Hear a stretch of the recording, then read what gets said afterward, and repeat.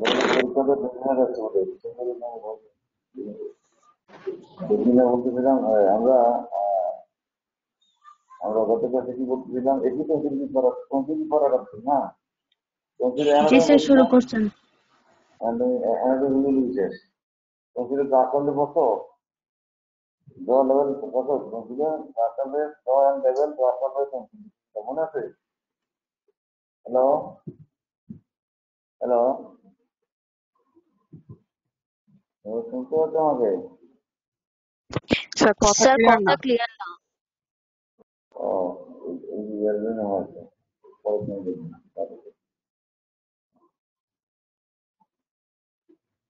আমি গত ক্লাসে কনসিডার ব্লাড সাপ্লাই জ এন্ড লেভেল দিচ্ছিলাম এটা মনে আছে?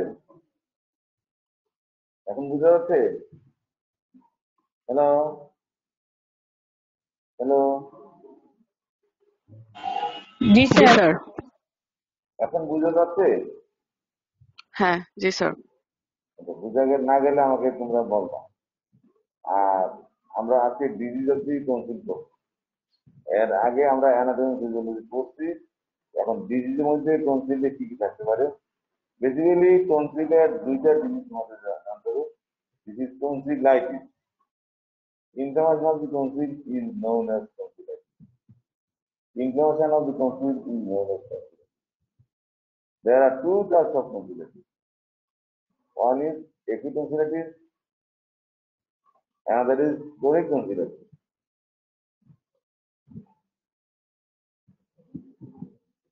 এখন acute tonsillitis আমরা আগে করব,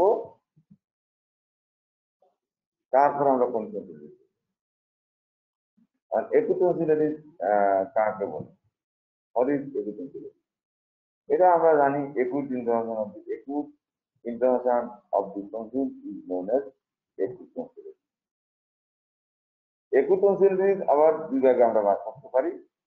একটা হলো acute follicular tonsillitis, acute parenchymatous tonsillitis।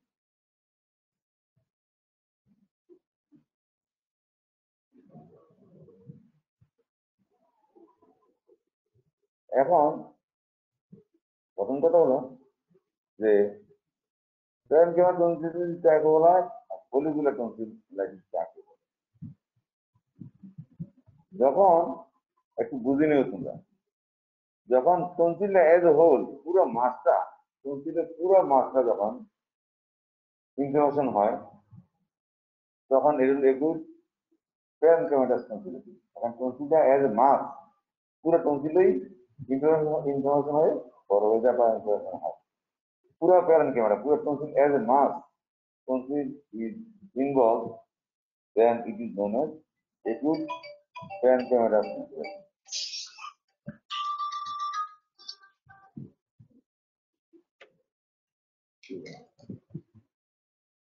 Hello, আমি একটা ক্লাস করছি, হ্যাঁ পরে যাবো। তাহলে acute parenchymatous tonsillitis কাকে বলা হয়? টনসিল এজ এ হোল যখন ইনফ্লামেশন হয় তখন তার নাম হলো একুট parenchymatous tonsillitis, পুরো মাসটা যখন ইনফ্লামেশন। আর যখন টনসিলের ফলিকল গুলা ফলিকলস ফলিকল ফলিকল বলতে আমি যেটা বোঝাই সেটা কিডস গুলো আছে না, কিডস মনে আছে? টনসিলে কিডস কটা থাকে বলো তো?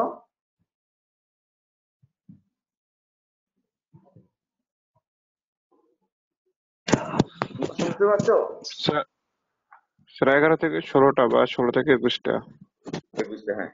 এই টনসিল কিডসের মধ্যে কিডস গুলো ব্লক হয়ে সাদা সাদা মানে হোয়াইট ফ্ল্যাগ জমে, ফ্ল্যাগ জমে একুট ইনফ্লামেশন হয়, তার নাম হলো একুট ফলিকুলার টনসিলাইটিস। এটা স্ক্যাটার থাকে, টনসিলের সারফেসটাতে স্ক্যাটার ইনফ্লামেশন থাকে, এটা acute follicular tonsillitis. That is follicle, that is white patches on the opening of the kids along with tonsil, acute tonsillitis। এটা হলো একুট ফলিকুলার টনসিলাইটিস। কথা বলছো? এখানে এজ এ মাস পুরো মাসটা ইনফ্লামেশন না হতো, ফলিকুল গুলা কিডস গুলা মেনলি ইনভলভ করে, তার নাম হলো একুট ফলিকুলার টনসিলাইটিস। এখন organism for the acute tonsillitis. Acute tonsillitis অর্গানিজমটা কি? একুট টনসিলিটিসের অর্গানিজম হলো streptococcus, staphylococcus, pneumococcus and pneumococcus influenzae। Strepto, staphylo, pneumo and pneumococcus influenzae। এই চারটি অর্গানিজম হলো একুট টনসিলিটিসের অর্গানিজম। প্রিডিসপোজিং ফ্যাক্টর কি আছে একুট টনসিলিটিস? প্রিডিসপোজিং ফ্যাক্টর কি? একটা হলো মেইনলি হলো exposure to cold, exposure to cold, cold, cold. তারপরে ড্রিঙ্কিং অফ আইসক্রিম অর্থাৎ ice cool water, ice cool water, ice cream, এইগুলো হলো predisposing factor, exposure to cold. Predisposing factor হওয়ার একুট টনসিলিটিস। বুঝতে কোনো অসুবিধা হচ্ছে?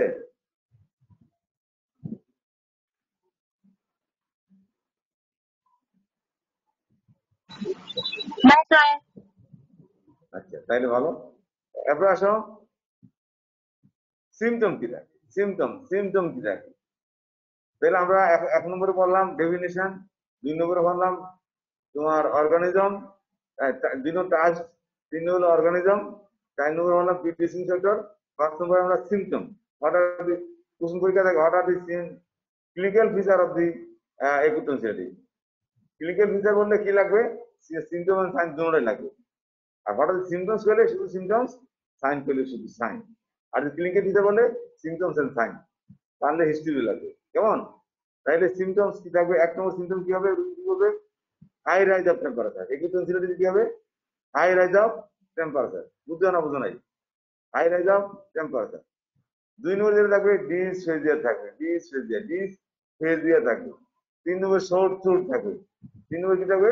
শর্ট থ্রোট থাকবে। এটা কি সিমটম বলতেছি? শর্ট থ্রোট থাকবে। তার কাশ, পেশেন্ট में গরুস কাশ, কাপ থাকবে, মিম কাপ।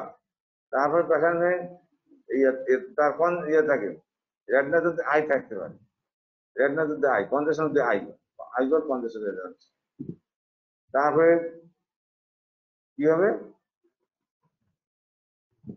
ডিসফেজিয়া বলছি। আর কি থাকবে? তার সিমটম এগুলো থাকবে। সাইনে কি হবে? সাইন,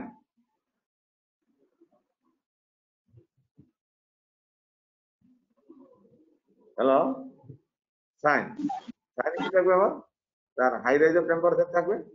ইট মে বি 103, 4, 2, 3, 4 এরকম হাই রাইজ অফ টেম্পারেচার হবে। পেশেন্টটা তোমার তার eye eye may be congested, patient ill looking থাকবে। আর tonsil, in case of pancreatitis tonsillitis, tonsil as a whole is congested and inflamed. So both tonsils as a whole are congested and inflamed. In case of follicular, there is white patches on the opening of the crypts, on the opening of the crypts. Crypts এর opening আছে, সেখানে white patches থাকবে, white patches থাকবে।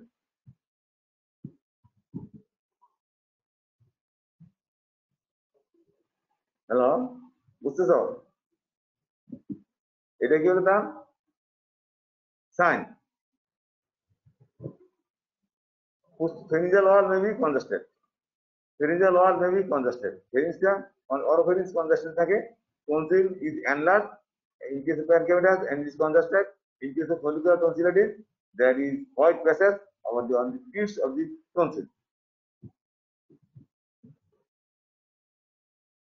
অনেক সময় আমরা বলি যে মাফল সিমটমে, মাফল সিস, সাইনাস সিমটম সাইন দুই জায়গায় মাফল সিস, মানে কথাটা জ্বরাই আসে, কথাটা বারবার লাগে। এখানে মাফল, MUSSELED, মাফল, MUSSELED, মাফল, মাফল সিস।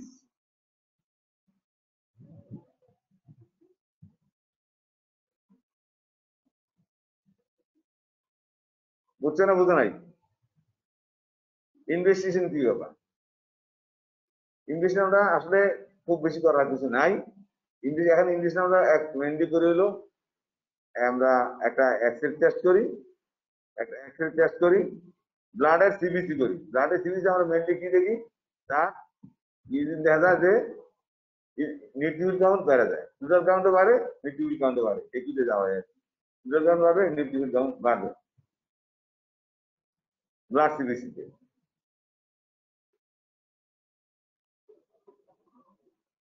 একটা চেষ্টা শুরু করবো আমরা ইনভেস্টিগেশন। আর কি দেখবো আমরা তার চিকিৎসার সাথে, এটা হলো ডায়াগনোসিস। চিকিৎসার সাথে আমরা পেশেন্টের আর ব্লাড সুগার দেখবো, ব্লাড সুগার দেখবো, ব্লাড সুগার দেখবো, তার ইমিউন স্ট্যাটাস, বডির ইমিউনিটি কিরকম, ইমিউন স্ট্যাটাস দেখবো,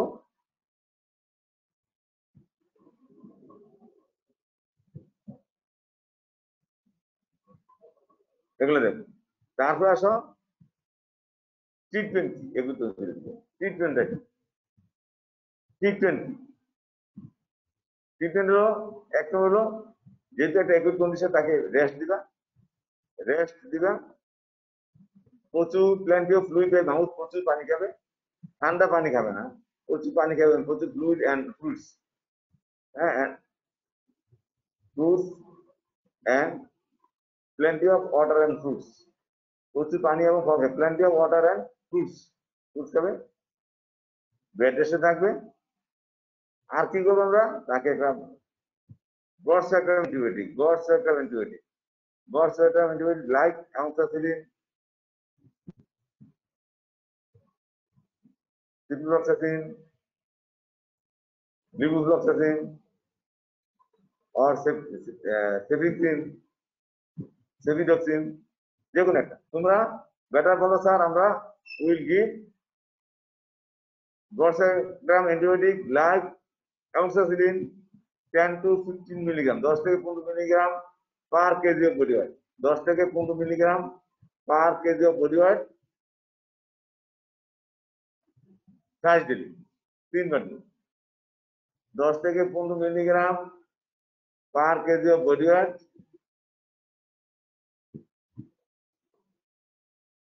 অ্যামোক্সিসিলিন দিলে 3 times, thrice daily, 3 times daily, প্রত্যেকবারই বডি ওয়েটের 10 থেকে 15 milligram per kg body weight দিব আমরা, 3 বার দিব দিনে, প্রত্যেকবারই ওই ওয়েট অনুযায়ী দিব, for 7 to 10 days, for 7 to 10 days। যেহেতু জ্বর আছে, সর্দুর আছে, তার ডিসফেজিয়া আছে, সিমটমে সর্দুর বলছিলাম, খেয়াল আছে, সিমটমে সর্দুর বলছিলাম, জি স্যার। সর্দুর আছে, ডিসফেজিয়া আছে, জ্বর আছে, তাহলে আমরা কি দিব, একটা অ্যানালজেসিক এন্ড অ্যান্টিবায়োটিক, অ্যান্টিবায়োটিক অর্থ জ্বরের উল্টা, জ্বর কমানোর লেগে, আর অ্যানালজেসিক ব্যথা কমানোর লেগে, analgesic and antibiotic like paracetamol, এটাও আমরা 10 to 15 মিলিগ্রাম, 10 থেকে 15 milligram per kg of body weight thrice daily আমরা দেব। আমরা বর্ষকের অ্যান্টিবায়োটিক বলছি 7 থেকে 10 দিন, আর প্যারাসিটামল দেবো যতক্ষণ তার ব্যথা এবং জ্বর থাকে। Analgesic and antibiotic like paracetamol 10 to 15 milligram per kg of body weight 8 hourly, যতক্ষণ up to temperature and pain subsides, জ্বর এবং পেইন না কমা পর্যন্ত আমরা দেব, until temperature and pain subsides। আরেকটা কি দেবো, antihistamine like chlorpheniramine, 4 milligram 8 hours, histacin, chlorpheniramine মানে histacin, tablet histacin 1 tablet 4 milligram tablet থাকে, 1 ট্যাবলেট 8 hours for 10 days, 10 দিন আমরা দিলাম। পেশেন্টকে আমরা অ্যাডভাইস করবো অ্যান্টিসেপটিক অরাল গার্গলিং, অথবা একটা আছে অ্যান্টিসেপটিক অরাল গার্গলিং, এখানে আমরা প্রোভিসেপ আয়োডিন উইথ ওয়াটার মিশিয়ে আমরা গার্গলিং করতে পারি, অথবা normal saline water gargling at mild temperature, mild হালকা গরম, মাইল্ড টেম্পারেচার পানিতে, মাইল্ড হট, হালকা গরম, মাইল্ড হট ওয়াটারে আমরা সল্ট দেব, সল্ট দিয়ে সোডিয়াম ক্লোরাইড দিয়ে আমরা গার্গলিং করবো। এটা বলা হয় normal saline water gargling, normal saline water gargling and mild hot-এ নর্মাল স্যালাইন ওয়াটার গার্গলিং দিব 3 times daily, দিনে 3 বার হালকা গরম পানিতে লবণ দিয়া গড়গড়া করবো। তাইলে আমরা কি দাঁড়ালো তোমার এই, এবং advice not to drink ice cool water or ice cream. Ice cool water খাবে না, আইসক্রিম খাবে না, কথা বলছো? আইসক্রিম খাবে না, আইস কুল ওয়াটার খাবে না। তাইলে কি দাঁড়ালো ট্রিটমেন্ট অফ একুট টনসিলাইটিস? এটা both follicular and parenchymal দুইটা একুট টনসিলাইটিস ট্রিটমেন্ট এক, শুধু সাইনেজে ডিফারেন্ট, সিমটম এক, ট্রিটমেন্ট এক, শুধু সাইনেজে ডিফারেন্ট করে। মানে কি ডিফার করে? প্যারেনকাইমাটাসে tonsil as a whole is enlarge, আর ফলিকুলারে কিডস গুলোতে হোয়াইট প্যাচেস থাকে। ট্রিটমেন্ট সেম, ট্রিটমেন্ট তাহলে কি দাঁড়ালো? ট্রিটমেন্ট এক নম্বর বললাম আমি, পেশেন্টকে রেস্ট দিবেন, বেড রেস্ট দিবেন, তাকে plenty of fluid and food juice খাইতে দিবেন। 3 নম্বর হলো তাকে একটা বর্ষাকার অ্যান্টিবায়োটিক দিবেন, like amoxicillin 10 to 15 milligram per kg of body weight, এটা only for 7 to 10 days. তাকে আমরা analgesic and antibiotic like paracetamol দেবো 10 to 15 milligram per kg of body weight, এটা only up to কতক্ষণ? up to pain and temperature subside, যতক্ষণ না pain এবং ব্যথা এবং জ্বর না কমে ততক্ষণ পর্যন্ত, until pain and temperature subside.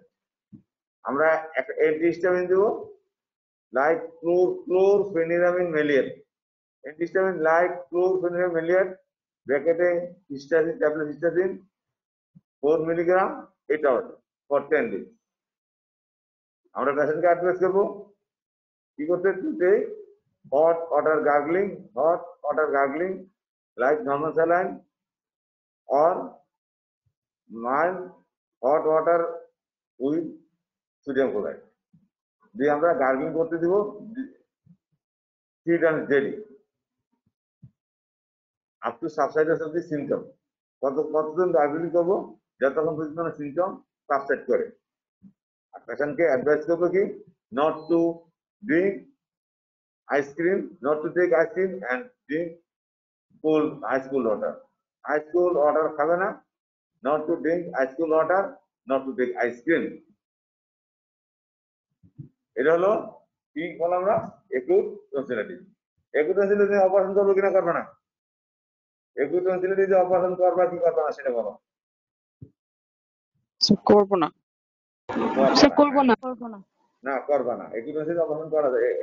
একটা মনে রাখবা, আমরা পড়বো পরে কন্ডা ইন্ডিকেশন ফর টনসিলাইটিসে একটা ইম্পর্টেন্ট কন্ডা ইন্ডিকেশন হলো acute tonsillitis. Konda indication for টনসিলাইটিসে একটা কন্ডা ইন্ডিকেশন হলো একুট টনসিলাইটিস। একুট টনসিলাইটিসে তোমার টনসিলাইটিস অপারেশন করা যায় না। তাইলে একুট টনসিলাইটিস কোনো প্রশ্ন থাকলে বলো আমাকে। একুট টনসিলাইটিসে কোনো প্রশ্ন থাকলে আমাকে বলো।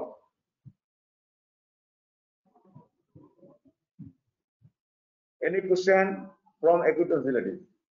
আমরা ডেফিনিশন করছি, টাইপস করছি, পিডিয়াট্রিশিয়ান কন্ট্রোল করছি, আমরা অর্গানিজম করছি, আমরা সিমটম করছি, আমরা সাইন করছি, আমরা ইন্ডিকেশন করছি, আমরা ট্রিটমেন্ট করছি। এখানে এই সবগুলোতে কোনো কোয়েরি আছে কিনা সেটা বলো।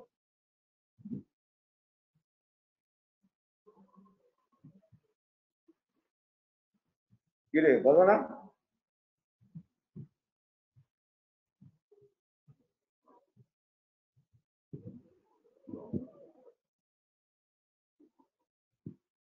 বলো। স্যার বুঝছি তো। মানে কোনো প্রশ্ন নাই? কোনো প্রশ্ন আছে? না স্যার। করে নাই, ঠিক আছে।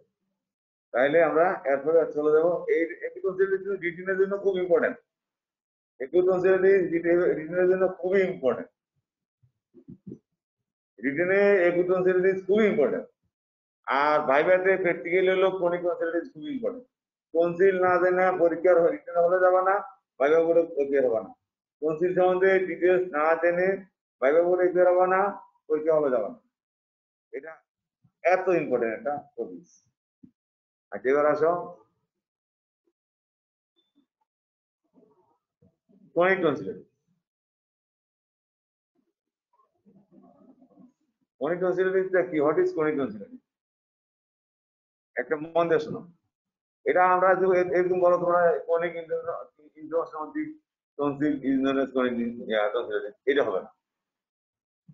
কথা বলছো? কোনিক টনসিলিটিস কখন বলবো না? যদি বাংলা তো কই ইংরেজি তো, ঠিক আছে?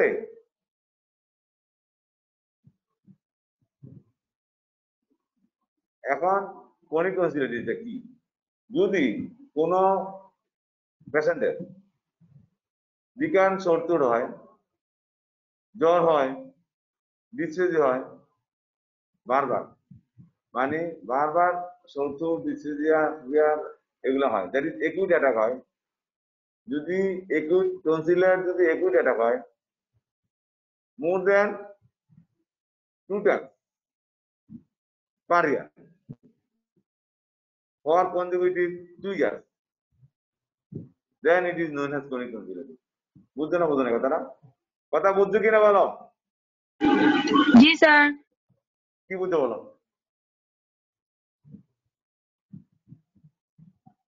কি বুঝতে বলো? যদি অ্যাকিউট স্যার টনসিলাইটিসের ফিচারগুলো যদি দুইবার হয় বছরে, হ্যাঁ স্যার হ্যাঁ অর বলো। Consecutive 2 year. কনজিকিউটিভ ফর 2 না, ইয়ার, ফর ফর 2 ফর বছর শুনো, যদি পর পর। একটা কথা, acute attack of tonsillitis more than 2 times per year for consecutive 2 years, পর পর 2 বছর। এখন হয়ে 3 বছরের তা না, পর পর 2 বছর। কনজিকিউটিভ মানে কি? কনজিকিউটিভ মানে কি? পর পর, পর পর 2 বছর যদি কারোর গলা ব্যথা, জ্বর হয় এবং বছরে 2 থেকে 2 বারের বেশি হয়, এটা 10 হতে পারে, 5 হতে পারে, 2 বারের বেশি দেবে। বছরে 2 বারের বেশি পর পর 2 বছর যদি কারো টনসিল আক্রান্ত হয়, তাকে আমরা ক্রনিক টনসিলাইটিস বলবো। ডেফিনিশন বুঝছো না বুঝো নাই? এখানে জি স্যার। আপনার অর্গানিজম, এখানে আমরা ওখানে পয়লা বলছিলাম স্টেবল। এখানে প্রথম 80% cause of chronic tonsillitis is Streptococcus beta hemolyticus. Streptococcus beta hemolyticus. Streptococcus beta hemolyticus. Streptococcus beta hemolyticus. আর বাকিগুলো মধ্যে আগে এগুলো। তো এখানে মেইনলি থাকে Streptococcus beta hemolyticus। কথা বুঝছো না বুঝো নাই? এখানে আমি একটা জিনিস তোমাদের নলেজ দিয়ে রাখতে চাচ্ছি। এই Streptococcus beta hemolyticusটা acute tonsillitis আমাদের বডির এন্ট্রি করতে থাকে। এই জায়গাটা টনসিলকে কি বলা হয়? আমরা দি পুলিশম্যান, মনে আছে? দি পুলিশ মানে পুলিশের হেড হলো টনসিল। আমাদের বডিতে যে সেন্ট্রি আছে, সেন্ট্রি, বডি সেন্ট্রি, বাড়ির সেন্ট্রি বুঝছো? অনেকে বাড়ির ধারণ আছে না? কি তোমাদের কারো বাড়ির ধারণ নাই? না স্যার। কারোর বাড়িতে নাই? তোমার এটা কথা হলো, কারণ একজন না একজন আছে স্যার। হ্যাঁ, আচ্ছা স্যার। দারোয়ান।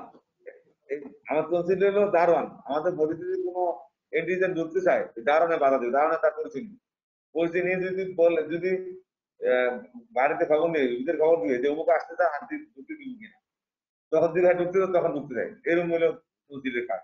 টনসিল হলো বডির দারোয়ান। আমাদের লাংস এয়ারে বলো, ফুডে বলো, এগুলা দারুণ হলো টনসিল।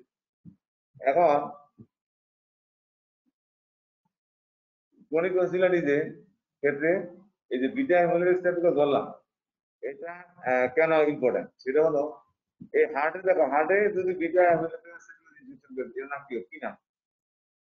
এই বিটা হিমোলিক রিসেপ্টর হার্টে কি এফেক্ট করে কত দেখি কে পারবা হার্টে কি এফেক্ট করে জয়েন্টে কি এফেক্ট করে স্কিনে কি এফেক্ট করে কিডনিতে কি এফেক্ট করে বলো কিন্তু রাত চলে পরীক্ষা তুমি রাত দিন পরীক্ষা দিয়ে হলো স্যার হার্টে মাইট্রাল ভালভ ইনভলভমেন্ট হয়। হ্যাঁ স্পেসিফিক করো স্পেসিফিক করো Pancreatitis. ওকে হ্যালো হ্যালো जी জি sir. Sir. Hello, ji sir. তোমাদের কারেন্ট আছে আমাদের কারেন্ট চলে গেছে না স্যার কারেন্ট গেছে গা। কথা আছে না স্যার। কারেন্ট নাই তাহলে আমরা আছে স্যার। দূরে থেকে আসতেছে কথা স্যার। আরে হার্টে হইলে হলো ইনফেক্টিভ এন্ডোকার্ডাইটিস হার্টে হইলে বা ইনফেক্টিভ এন্ডোকার্ডাইটিস কথা বুঝছো না বোঝো নাই হার্টে হইলে ইনফেক্টিভ এন্ডোকার্ডাইটিস হার্টে হইলে infective endocarditis hello hello Naju ওই চেম্বারে 80 থেকে লাগতে নিয়ে এসো hello hello ji sir. Hello শোনো তাহলে হার্ট হইলো ইনফেক্টিভ Yes, sir. এন্ডোকার্ডাইটিস আর কিডনিতে হলো নেফ্রাইটিস তো গ্লোমেরুলাইটিস হ্যাঁ একুট গ্লোমেরুলাইটিস একুরিয়ান ক্রনিক গ্লোমেরুলাইটিস হার্টে কিডনিতে হয় একুরিয়ান ক্রনিক গ্লোমেরুলাইটিস কথা বলছো ও হ্যাঁ হ্যাঁ যন্ত্রটি হ্যাঁ হ্যালো ওই চাকরি মতো এই শক্তটা হ্যাঁ হ্যাঁ ওই ইয়েটা শক্তটা আমারটা না যেটা পৌঁছে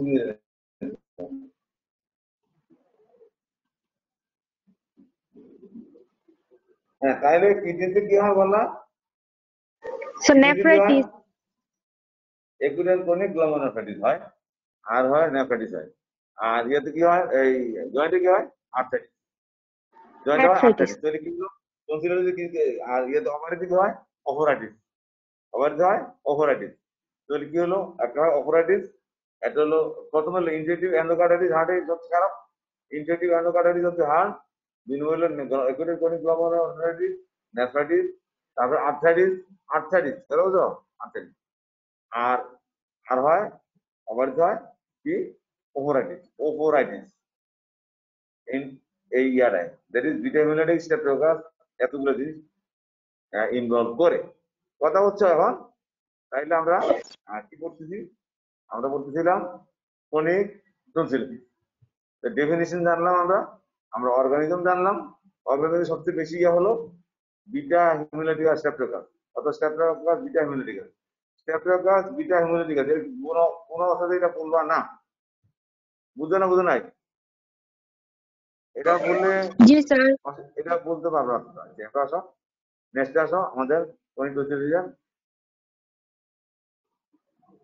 সিমটম কি থাকবে সাইন কি থাকবে ভেরি ইম্পর্টেন্ট কারণ ক্রনিক টনসিলাইটিস এর কেস তোমাদের ম্যান্ডেটরি থাকবেই প্রত্যেকে ফেস করতে হবে কেস লং কেসে ক্রনিক টনসিলাইটিস থাকবেই এবং এখন যে জিনিসগুলো বলবো এই জিনিসগুলা মাথায় থাকতে হবে ঠোঁটে থাকতে হবে জিভে থাকতে হবে কণ্ঠে থাকতে হবে মাথায় থাকতে হবে মনে থাকতে হবে কণ্ঠে থাকতে হবে জিভে থাকতে হবে এবং ঠোঁটে থাকতে হবে কথা বুঝছো এই এখন যেটা আমি বলবো symptom of chronic tonsillitis symptom কি থাকবে সিমটম কি থাকবে বলো তো একবার দেখুন একজন বলতে হবে একটা সিমটম বলো সেটা হলো পেশেন্ট গিভ হিস্ট্রি অফ সর্তুর হিস্ট্রি দিবে সর্তুর হিস্ট্রিটা কিরকম হবে যে ডিসফিউজার হিস্ট্রি দিবে সর্তুর হিস্ট্রি দিবে জ্বরের হিস্ট্রি যখন আমরা পেশেন্টের তোমাদের কাছে থাকবে তখন তার জ্বর নাও থাকতে পারে সর্তুর নাও থাকতে পারে তার ডিসফিউজার নাও থাকতে পারে কিন্তু হিস্ট্রি থাকবে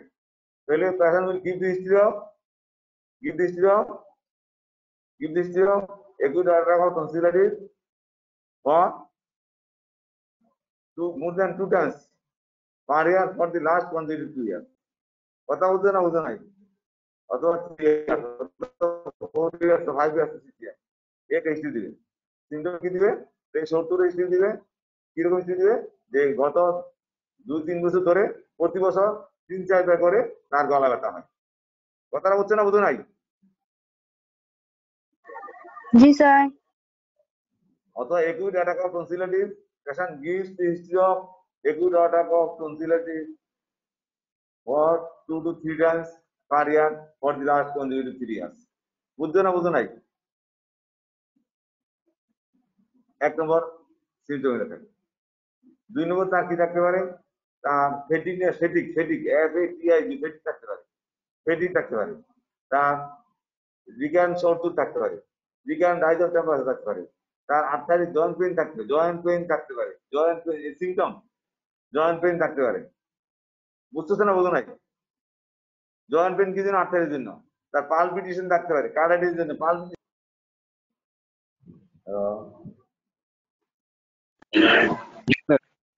জি স্যার। আরে কান জায়গা কি করো কি দোষ? তাইলে আমরা আচ্ছা আসো লাইনে আসো তোমরা শুনতে চাও? जी হ্যালো? सर। আচ্ছা তাইলে আমরা সিমটম পাইলাম। 1 নম্বর বললাম সিমটম হলো তার শত্রুপ ডিসফেজিয়া, শত্রুপ dysphagia, recurrent attack of acute tonsillitis 2 to 3 times per year for the last consecutive year. 1 number symptom. 1 complete. 1 number symptom.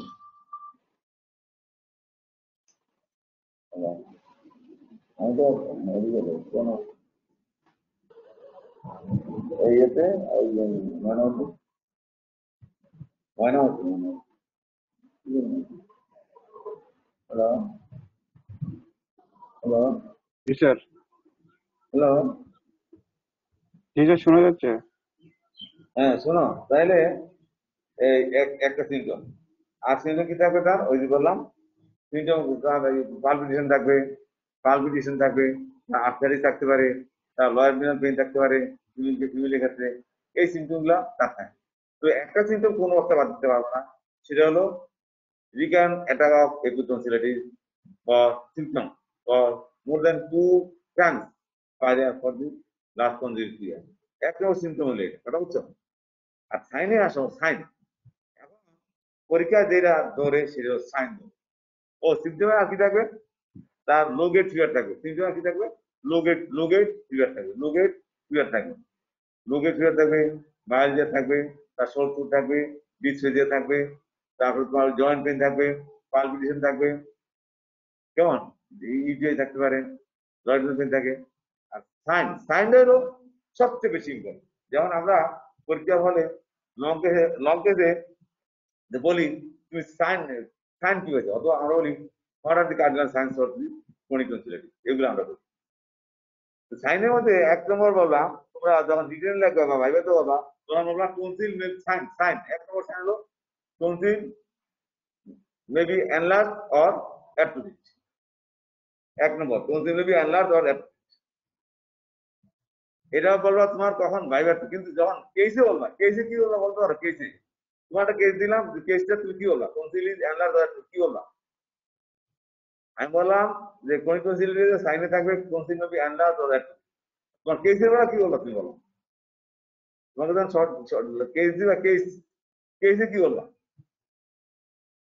Hello sir sir যেটা দেখবো কতটুকু স্যার। এটা বলতে হ্যাঁ হবে। কি কোনটা দেখতে পারো?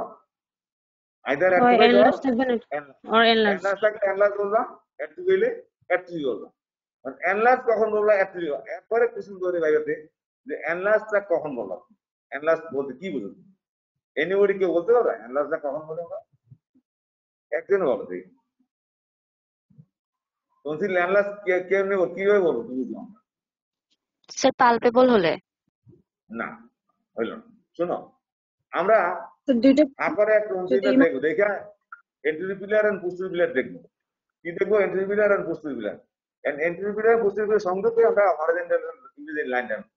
এই horizontal plane drawn from between anterior pillar and posterior pillar. বুঝছো না বুঝো নাই? এন্ট্রিপিলার পোস্টেরিপিলার পিলারের থ্রু পিলার দিয়ে আমরা একটা প্লেন টান। প্লেন বুঝতো? এটা প্লেন টান। প্লেন বুঝতো? প্লেন বুঝো না? जी सर। একটা প্লেন টানবো, হ্যাঁ প্লেন টানলে যদি টনসিলটা যদি প্লেনের বাইরে থাকে, আমরা হাঁপানোর পরে প্যাসেন্টার টনসিলে দেবো, টনসিলে দেখে আমরা এন্টেরিওর এবং পোস্টেরিয়র পিলারের মধ্যে একটা লাইন সংযুক্ত করবো। এই লাইনের বাইরে টনসিলটা থাকে, এই লাইনের বাইরে যদি টনসিল থাকে তাহলে এটা টনসিল ইজ এনলার্জ। কথা বলছো? আর যে অনেক ভিতরে থাকে টনসিল ইজ অ্যাট্রোফিড। অ্যাট্রোফিডে জিজ্ঞাসা করবো না, জিজ্ঞাসা করবো এনলার্জ কখন বলবো যে এন্টেরিওর পোস্টেরিয়র পিলার সংযুক্ত করে আমরা একটা প্লেন টানবো, এই প্লেনের বাইরে যদি টনসিল থাকে টনসিল ইজ এনলার্জ। কথা বলতে না বোঝো নাই? তাইলে সাইন হলে এক নম্বর সাইন হলো টনসিল মেবি এনলার্জ অর অ্যাট্রোফিড। কেসের ক্ষেত্রে টনসিলটা এনলার্জ থাকলে এনলার্জ করবা, আর অ্যাট্রোফিড করবা। এক নম্বর সাইন। 2 নম্বর সাইন হলো anterior pillar is congested. Anterior পিলারটা বুঝছো তো? এন্টেরিয়র পিলার টনসিলের সামনে যে পিলার থাকে, যেটা সফট পিলার এবং টনসিল যেখানে লেগে থাকে সেটা হলো anterior pillar. Anterior pillar is congested. Anterior pillar কি হলো? কনজাস্টেড। এন্টেরিয়র পিলার ইজ কি? congested. Let's go. Congested. Anterior is congested. 2 নম্বর। 3 নম্বর, আমরা যদি on pressing over the anterior pillar এ আমরা প্রেস করব উইথ এ টাং ডিপ্রেসর। যদি টাং ডিপ্রেসর দিয়ে যদি আমরা anterior pillar এ প্রেস করি তাহলে inspissated পাস। কি pass? inspissated, INS ins PICITED, inspissated pass comes out through the tonsillar crypts. 3 নম্বরটা এটা। তো 3 নম্বরটা কি? On pressing with a tongue depressor about the anterior pillar, inspissated pass comes out through the anterior pillar. Through the crypts of the tonsil. Through the crypts of the tonsil. টনসিলের crypts গুলো দিয়ে তোমার ক্রিমের মতো pass আসে। এটা ক্রিমের মতো যে পাসটা, ফিশার ক্রিমের মতো যে পাসটা, সেটা হলো ইনস্পিসিটেড পাস। ক্রিমের মতো পাস দাঁড়িয়ে আসে, ঠিক পাস, ক্রিমের মতো, ক্রিম যেরকম দুধের মতো হলে আমরা পাস বলি, আর ক্রিমের মতো হলে আমরা ইনস্পিসিটেড পাস। কথা বলছে না বোঝো নাই? জি স্যার। তাহলে ইনস্পিসিটেড পাসটা তো বুঝছো। 3 নম্বরটা গেলো। 4 নম্বর যেটা বলবা সেটা হলো enlarged and palpable. Enlarged and palpable jugulodigestic lymph node, non-tender. তাহলে non-tender, palpable jugulodigestic lymph node অথবা non-tender, enlarged jugulodigestic lymph node, যেকোনো যেটা বলো। non-tender থাকবে, enlarged থাকবে, কে jugulodigestic lymph node। কথাটা বুঝছো না বোঝো নাই? তাহলে এই চারটি হলো কার্ডিনাল সাইন, সাইন্স অথবা cardinal sign, sign or cardinal sign. বুঝছো না বোঝো নাই? জি স্যার। বুঝছি স্যার। এই তোমাদের আরেকটা কথা বলে দিচ্ছি। একুট টনসিলাইটিস এই পেশেন্টের ফিটোর ওরিস থাকে, মুখের দুর্গম থাকে। একুট টনসিলাইটিসের সিম্পটমের মধ্যে পেশেন্টের সিম্পটম থাকবে, সাইনও থাকবে। ফিটোর ওরিস, কি ওরিস? ফিটোর ওরিস অর্থ কি? স্যার দুর্গন্ধ, মুখের দুর্গন্ধ হবে। একুট টনসিলাইটিসে এটা থাকবে, কারণ দুর্গন্ধ পারে না তো, মুখের মধ্যে লালা জমে ওগুলো গন্ধ হয়ে থাকে। এই যে একুট টনসিলাইটিসে ফিটোর ওরিস থাকবে, সাইনও থাকবে, সিম্পটমও থাকবে। লেখালো সাইনও থাকবে, সিম্পটমও থাকবে, ফিটোর ওরিস। তারপর আসো, এখন কার্ডিনাল সাইনগুলো বুঝছো? এটা ভুল করে সবাই। এই 4টে সাইন জানতে হবে, লিখতে হবে, বলতে হবে। জানতে হবে, লিখতে হবে, বলতে হবে। What are the cardinal signs? অথবা what are the signs for chronic tonsillitis? What are the cardinal signs for chronic tonsillitis? একই কথা। কার্ডিনাল গুলো একই জিনিস, সাইন্স গুলো একই জিনিস। তাহলে 1 নম্বরে কি বললাম আমরা? 1 নম্বরে বললাম tonsil is enlarged or atrophied। 2 নম্বরে বললাম anterior pillar is congested। 3 নম্বরে বললাম on pressing over the anterior pillar with a tongue depressor, inspissated pus comes out through the kids of the tonsil। inspissated pus মানে কি? cream-like pus। cream-like যে পাসটা বাড়ি আসে টিপ দিয়ে, আমরা টুথপেস্টের টিপ দিলে যে পেস্ট বাড়ি আসে, যেরকম টুথপেস্ট, ছোট টুথপেস্টের টিপ দিলে যেভাবে সাদা পেস্ট বাড়ি আসে, ঠিক এরকম সাদা পেস্টের মতো যে জিনিসটা আসে সেটাকে বলা হয় ইনস্পিসিটেড পাস। ঠিক পাস, ইনস্পিসিটেড পাস। 4 নম্বর হলো নন টেন্ডার এনলার্জ জগুলোডিগেস্টিক লিম্ফ নোড। এটা বলার সাথে সাথে কোশ্চেন আসবে যে এনলার্জ জগুলোডিগেস্টিক লিম্ফ নোডটা কোথায় থাকে। দ্যাট ইজ জগুলো ডায়াগনস্টিক লিম্ফ নোডটা কোথায় থাকে? জগুলো ডায়াগনস্টিক লিম্ফ নোডটা কোথায় থাকে? কেউ বলতে পারে anybody? Sir, 2.5 centimeter from the mandible. Yeah, ঠিক করে বলো, ঠিক করে angle বলো। of the mandible. Sir, আবার বলো, 2.5 centimeter air from the angle of the mandible. 2.5 centimetre Away from the angle of the mandible. আমি যদি উপরের দিকে দিই, অ্যাঙ্গেল বেন্ডিং Sir, আমি below and সামনের দিকে behind the angle of the mandible. Yes, 2.5 centimeter below and behind the angle of the mandible. এই কথাটা উল্লেখ below and behind. এটা অ্যান্সার ঠিক হলো না। এ হলে উপর দিকে দেখা সামনের দিকে দক্ষিণ দিকে না উপর দিকে না উত্তর দিকে হ্যাঁ বলতে কি রে বলুন যে below and behind the angle of the mandible যেগুলো কিন্তু নিম্নটা ইম্পর্টেন্ট করা যেগুলো আর এরা কাকে ড্রেন করে যেগুলো নিম্নটার মধ্যে লিম্ফ নোড এটা থেকে ড্রেন করে বলতো কার লিম্ফ ড্রেন করে যেগুলো নিম্নটা বলতে পারবা মানে ড্রেনেজ কার ড্রেন করে কথাটা বুঝছো না মানে যেগুলো লিম্ফ নোড তো লিম্ফ নোডে এফারেন্ট প্রেসার তার কাছে এফারেন্ট প্রেসার করতে আসে কথা বুঝছো না বুঝছো কোন এরিয়া থেকে এই যেগুলো লিম্ফে লিম্ফ ড্রেন হয় কোন একটা হলো তুমি বলছো টনসিল থেকে কারণ টনসিলাইটিসে যেগুলো ডায়াগনস্টিক লিম্ফ অ্যানালাইজ হয় কেন কারণ টনসিলার লিম্ফেটিক ড্রেনেজ হয় যত কিছু লিম্ফে কি করে ইনফেকশন ক্যারি করে লিম্ফেটটা টনসিলার লিম্ফ ড্রেন না করা যেগুলো ডায়াগনস্টিক লিম্ফে এই জন্য যেগুলো ডায়াগনস্টিক লিম্ফটা টনসিলাতে আর যেগুলো লিম্ফ করা হয় শুধু টনসিল টাঙও তোমার এনজিওর টুধার এবং টাঙও ড্রেন করে কোথায় যেগুলো লিম্ফে ফ্লোর দি মাউথে লিম্ফেটিক ড্রেন হয় যেগুলো লিম্ফে কথা বলতে না বুঝো নাই তো tongue and floor the mouth tonsil oropharynx drain হয় কোথায় যেগুলো ডায়াগনস্টিক লিম্ফে লিম্ফেটিক ড্রেনেজ হয় কথা বুঝো এনি ইনফেকশন অরোফেরিংস টনসিল টাং হইলে এনি ইনফেকশন হলে it will drain to the jugular diagonal lymph node and in acute case jugular diagonal lymph node will be tender. শোনো acute tonsillitis এ আমরা সাইনে একটা দিন বাদ দিয়ে আসছি লেখো acute tonsillitis acute tonsillitis এর সাইন acute পিছনে যাও acute tonsillitis এর একটা ইম্পর্টেন্ট সাইন বাদ দিয়ে আসছি হলো enlarged tender jugular diagonal lymph node acute tonsillitis hello ji sir. শুনছো এটা কোথায় এনলার্জ স্ট্যান্ডার্ড যেগুলো কোথায় হবে এটা একুট টনসিলাইটিস অ্যাকিউট টনসিলাইটিস এর সাইন ভেরি গুড সাইন তাহলে একুট টনসিলাইটিসও এনলার্জ স্ট্যান্ডার্ড যেগুলো আর আমরা যদি টনসিলে বা অরাল ক্যাভিটিতে কোথাও যদি বেলিনেন কন্ডিশন হয় তাহলে যেগুলো এনলার্জ হবে কিন্তু নন টেন্ডার আর ইন একুট কেস অরোফেরিংসের যে কোনো একুট কেসে এনলার্জ স্ট্যান্ডার্ড যেগুলো ডায়াগনস্টিক এবং তোমাকে যদি কোশ্চেন করে যে তুমি এটা একুট না ক্রনিক কিভাবে বোঝা তোমরা এক কথা উত্তর দেওয়া যদি জগুল ডায়াগনস্টিক লিম্ফটা টেন্ডার হয় it is acute if it is non tender it is chronic বুঝছো না বুঝো নাই জি স্যার। বুঝতে বলো না বুঝতে বলো কি বুঝতে বলো জি স্যার বুঝছি স্যার। স্যার অ্যাকিউটে টেন্ডার থাকবে যেগুলো ডায়াগনস্টিক লিম্ফ নোড আর ক্রনিকে নন টেন্ডার থাকবে নন টেন্ডার তাইলে এখন বুঝছে জিনিসটা কি হইলো তাইলে আমরা সাইন করলাম সিম্পটম গেল সাইন গেল আমরা ইনভেস্টিগেশন কি করবো ইনভেস্টিগেশন কি করবো আচ্ছা আমরা যে এই সাইনে বললাম যে আর্থাইটিস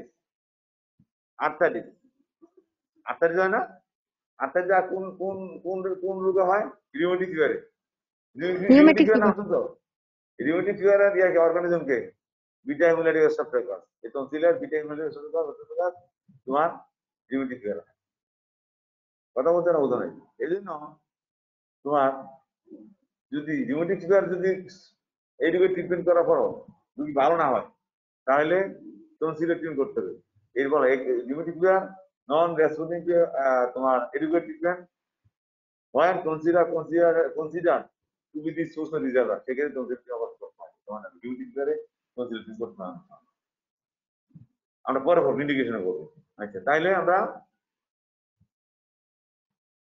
সিমটম গেল সাইন গেল ইনভেস্টিগেশন কি করবো? ইনভেস্টিগেশন আমরা ব্লাডের দেখবো, সিবিসি এসআর, ব্লাডের সিবিসি দেখবো, ব্লাডের কি দেখবো, সিবিসি দেখবো, তারপর তোমার এএসও ডাটাটা দেখবো, এএসও ডাটা দেখবো, আর ব্লাড গ্রুপিং করবো, ব্লাড গ্রুপিং করবো, বিটিসিটি দেখবো, কি দেখবো, বিটিসিটি কি দেখবো, স্যার বিটিসিটি বিটিসি অর্থ কি? Bleeding time and clotting time. Bleeding time bleeding time কত? ব্লিডিং টাইম কত? ব্লিডিং টাইম কত?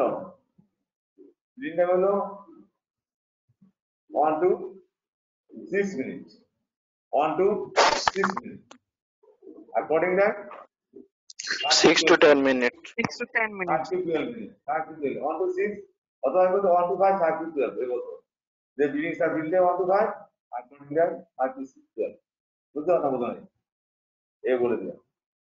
Bleeding time com 1 to 5, coding time বেশি 6 to 12, কত 5 to 6 কথা বলছে একটা বলে হয়, কিন্তু এদের বলতে হবে 5 1 to 5, 5 to 12 বা 6 to 12 বা 5 to 12, 1 to 6, 5 to 12 এটা বলতে হবে ইচ্ছা এই রেঞ্জে থাকবা।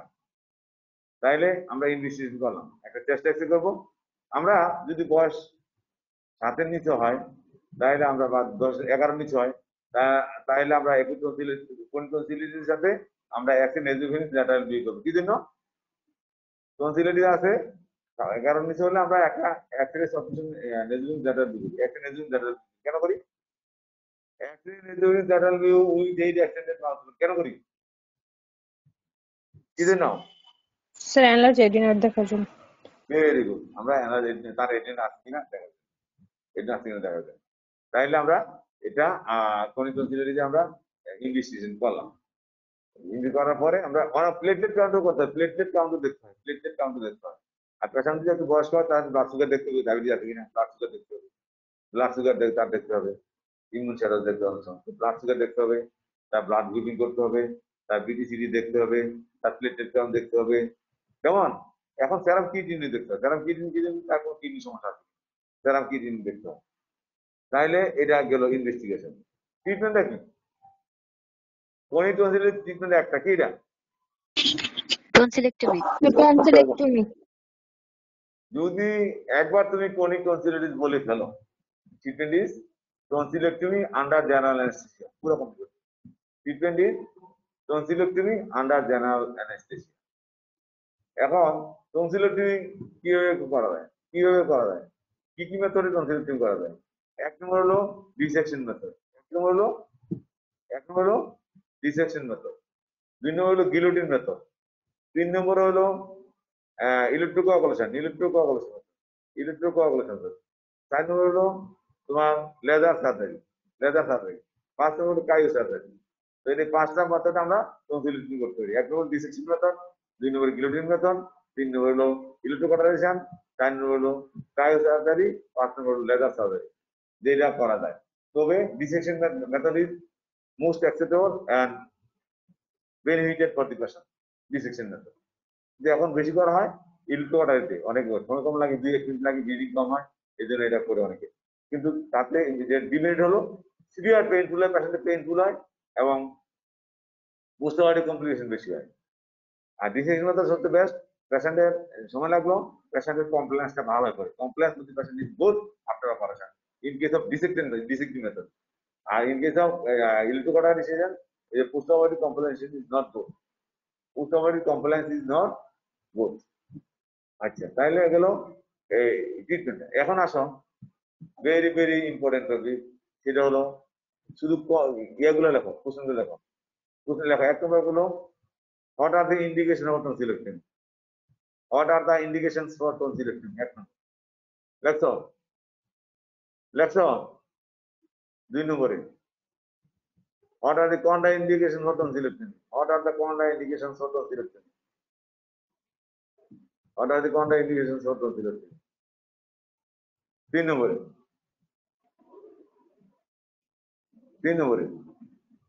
complications of tonsillectomy,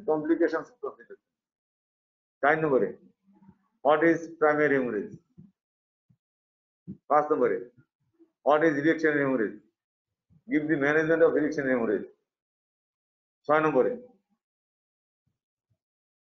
What is secondary hemorrhage? Give the management of secondary hemorrhage of tonsillectomy. Give the management of secondary hemorrhage of tonsillectomy. কিরে শুনতেছ? জি স্যার। লেখছো এই 7টা জিনিস লেখছো? জি স্যার। লেখছো? বলো কি লেখছো? এক নম্বর বলো।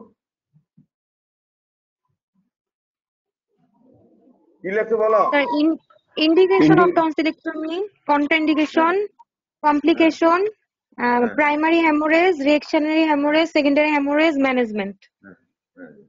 এগুলা তোমাকে এই এই জিনিসগুলা এই যে বললাম এগুলা থোরলি জানতে হবে, থোরলি। আমি নেক্সট ক্লাসে এগুলা একদম থ্রো বলে দেবো, একদম ওই ক্লাসে আমি চেষ্টা করে দেবো। এবং এইটা টোটালি জানতে হবে। দুইটা জিনিস জানতে হবে ভালো করে, তিনটা জিনিস। একটা হলো টনসিলাইটিস জানতে হবে, ডেভিডের না ডিএনএস জানতে হবে, 3 নম্বরে সিএস জানতে হবে। এই তিনটা জিনিস জানি না ভাইবা করে যাইতে হবে, কারণ কেস থাকবে তিনটা যে কোনো একটা। কথা বলছো তো মেইনলি আমরা চেষ্টা করি টনসিল এবং ডিএনএস দেওয়ার জন্য, তবে সিরিয়াস এর মধ্যেও যেতে পারে কেস থাকে। কথা বলছো, এই কথাগুলো তোমরা মনে রাখবা আর ইয়ে করবো। আজকে আমার একটা অপারেশন আছে, অপারেশন করতে হবে এখন। আর তোমরা থাকো, তোমাদের মেয়ে করতাম, তোমরা ক্লাসে নাই, হ্যাঁ নাই, তোমরা তো অপারেশন দেখো না তাই না? দেখছো অপারেশন? তোমরা টনসিল অপারেশন দেখছো নি? না জি স্যার। স্যার। জি না স্যার। না স্যার। সবাই দেখে নাই। না স্যার। দেখি নাই। তোমাদের ভাগ্য খারাপ হয়ে যায়। ওইটা জিজ্ঞাসা করো কটা কেস দেখছো, কি দেখছো, আর কি হচ্ছে ওগুলো। তো এই হোস্টেলে কেউ আসো না কেন? তোমার বাড়িতে না হোস্টেলে? জি স্যার। জি স্যার। তোমার বাড়িতে না হোস্টেলে? তোমার কি স্যার বাসায় না বাসায়। হোস্টেলে? স্যার স্যার বাসায়। বাসায়। বাসায় স্যার। না, আমি তো তোমার এই অলরেডি এই একটা থেকে এখানে ইয়া করতেছি, কাজ করতেছি, একটা থেকে এই বিদ্যুতে থাকা তো কথা বলছো। আজকে করবো তো তোমরা ক্লাস থাকলে তাই না? বাকি খারাপ। তাই আমি যেটা বললাম আজকে যেগুলো পড়লাম এগুলা রিভিশন দিলাম, আর যেটা বললাম এই যে কোশ্চেনগুলো দিলাম এগুলো একটা তুলে নিবা। নেক্সট ক্লাস যেদিন নেই এই আমাকে মনে করে এই এগুলো সময় এগুলো অটোমেটিক আসতে পারে।